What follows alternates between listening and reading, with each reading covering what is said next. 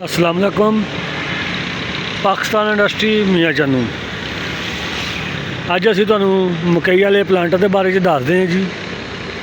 साडा अपना तैयार किया पाकिस्तान इंडस्ट्री मियाँ चन्नू का हैगा वा जी। मकई वाला सादा प्लांट तैयार किया है 2 के जाना हैगा जी। डॉक्टर ज़ुबैर अहमद बुज़दार ज़रई मॉडल फार्म ते अज डिलीवर होना हैगा जी। 2026 मॉडल तैयार किया है, जिहड़ियां तब्दीलियां कीतियां तुहानूं असीं दसदे हैगे जी। असीं जिहड़ा जफ्फा लाया हैगा वा जी, इत्थे अगे चूड़ी वाली पिन लगदी हुंदी सी, ते असीं जिद्दां रूटां नूं जफ्फा लाईदा उस तरह इहदा जफ्फा लाता ताकि इहदी पिन जिहड़ी खराब ना होवे। यह देखो जी। उस तो बाद जिहड़ा इहदा फट्टा हैगा वा, फट्टा 8 गेज दा हैगा वा। 7 गेज दे फाले ने मुकम्मल। उस तो बाद इहदी जिहड़ी मुकम्मल सैड हैगी है, सैड मुकम्मल वड्डी कर दित्ती हैगी।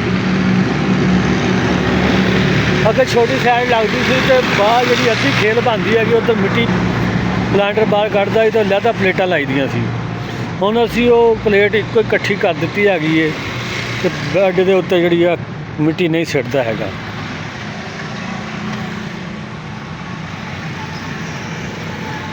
मार्केट का मुकम्मल फोल्डिंग हैगा। ड्राइवर उत्ते बह के दोनों साइडों से चुक सकता हैगा, कोई बंदे की नाल जरूरत नहीं हैगी। है जिहड़े असीं बाले दे मजबूत कर दिते हैगे, इस वास्ते कीता, नाले उत्तों चौड़ा कर दिता हैगा वा ताकि कल नूं तुसीं मकई वाले प्लांटां नूं जो तुसीं आटोमैटिक करना ना सीडर लाउण वास्ते तो आसानी नाल कर सको। ਇਹਦੇ ਉੱਤੇ ਮੁਕੰਮਲ ਫਿਟਿੰਗ ਤਿਆਰ ਕਰਵਾ ਕੇ ਇਹਦੇ ਉੱਤੇ ਸਿਰਫ ਜੱਫਾ ਲਾਉਣਾ ਹੈਗਾ, ਬਕਾਇਆ ਹੋਰ ਕੋਈ ਆਰਟੀਸ਼ਨ ਨਹੀਂ ਕਰਨੀ ਪੈਣੀ ਹੈਗੀ, ਕਿਉਂਕਿ ਉਹਦੀ ਬੁਨਿਆਦ ਹੀ ਆਪਾਂ ਉਸੇ ਤਰ੍ਹਾਂ ਕਰ ਦਿੱਤੀ ਹੈਗੀ ਹੈ ਕਿ ਜਦੋਂ ਮਰਜ਼ੀ ਇਹਨੂੰ ਆਟੋਮੈਟਿਕ ਕਰ ਲਓ। ਨਾਲ ਹੀ ਇਹਨੂੰ ਡਿਸਕ ਲੱਗੀ ਹੈਗੀ ਹੈ ਜੀ ਨੱਕੇ ਕੱਢਣ ਵਾਸਤੇ। 22 ਇੰਚ ਦਾ ਇਹ ਤਵਾ ਲੱਗਦਾ ਹੈਗਾ ਜੀ। ਥੱਲੇ ਗੁਟਕਾ ਭਾਰਾ ਲੱਗਦਾ ਹੈਗਾ, ਜਿੱਧਰ ਨੂੰ ਮਰਜ਼ੀ ਇਹਨੂੰ ਘੁਮਾ ਲਓ, ਜਿੰਨੀ ਮਰਜ਼ੀ ਆਪਣੀ ਕਟਾਈ ਕਰਨੀ ਕਰ ਲਓ। ਇਹ ਮੁਕੰਮਲ ਪਲਾਂਟ ਦਾ ਸਾਡਾ ਰਿਵਿਊ ਹੈਗਾ ਵੀ।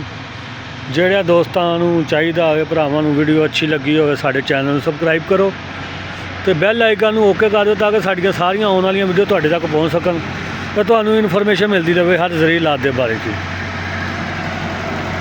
ਤੇ ਜਿਨ੍ਹਾਂ ਦੋਸਤਾਂ ਭਰਾਵਾਂ ਚਾਹੀਦਾ ਹੋਵੇ ਸਾਡੇ ਇਹਨਾਂ ਨੰਬਰਾਂ 'ਤੇ ਰਾਬਤਾ ਕਰ ਸਕਦਾ ਹੈਗਾ।